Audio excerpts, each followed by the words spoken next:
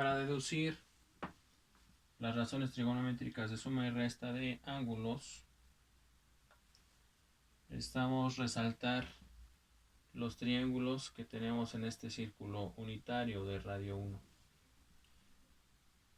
los cuales son los siguientes. Tengo el triángulo ODQ con ángulo B, que sería ODQ y su ángulo B.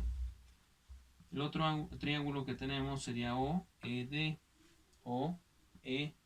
con ángulo A mayúscula. Este triángulo pequeñito también tenemos QFD con ángulo A mayúscula. Y uno final que involucra los dos ángulos, A más B, que sería OCQ, que tiene la suma de A más B, sería este ángulo. Y aquí entonces empieza todo. Si tenemos seno de A más B, que es lo que estamos buscando, podríamos utilizar este triángulo. Sería el segmento QC entre la hipotenusa, opuesto entre hipotenusa. Pero la hipotenusa, como se aprecia, vale 1. Entonces QC entre 1 sigue siendo QC. De aquí todo nuestro trabajo será buscar el valor de QC en segmento. Para ello es fácil, hay que apoyarse con las imágenes que tenemos.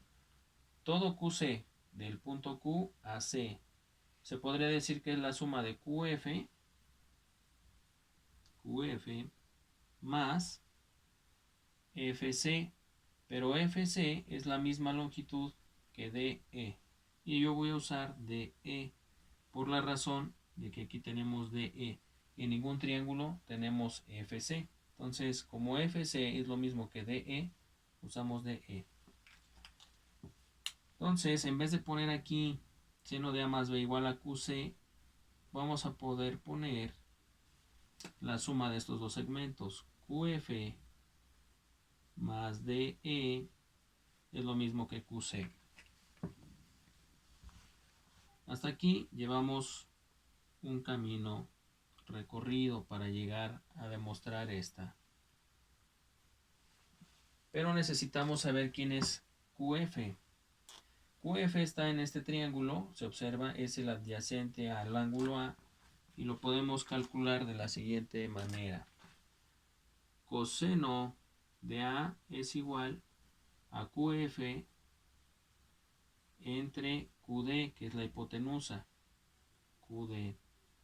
Por lo tanto, si despejamos QF, nos quedaría esto que divide multiplicando QD por coseno de A igual a QF. Entonces ya conocimos QF. Ahora, ¿quién es DE? Pues DE la sacamos de este triángulo. Seno de A mayúscula es igual al opuesto, que en este caso sería segmento DE, entre la hipotenusa, que es OD. Despejando DE quedaría OD por seno de A igual a D E. Y ya tendríamos DE. Sustituyendo estos valores, observamos, voy a avanzar más para la izquierda para que me dé espacio. Seno de A más B sería igual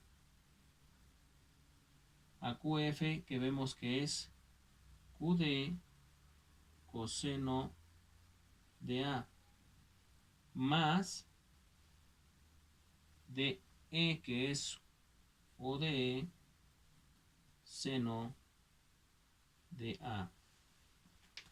Solamente necesitamos descubrir quién es QD y OD. ¿En dónde está OD?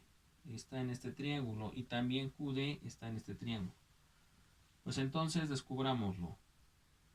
Si pongo yo seno de B, me daría el opuesto, que sería QD entre la hipotenusa, que vale 1. Ya no es necesario dividirlo, porque QD entre 1 sigue dando QD. Y con la siguiente función trigonométrica, coseno de b, nos daría el segmento OD, que es el adyacente. Entonces fíjense, OD, adyacente entre hipotenusa, otra vez entre 1, pues nos queda segmento OD. Por lo tanto, si sustituimos los valores, QD, que sería seno de B por coseno de A, más segmento OD, que es coseno de B por seno de A. Si se fijan, ya hemos terminado, solamente hay que reordenar. Por ejemplo, este término podríamos ponerlo en orden alfabético, seno de A por coseno de B. Y este también, que se vería como coseno de A, este de aquí, por seno de B. Recuerden que el orden de los factores no altera el producto.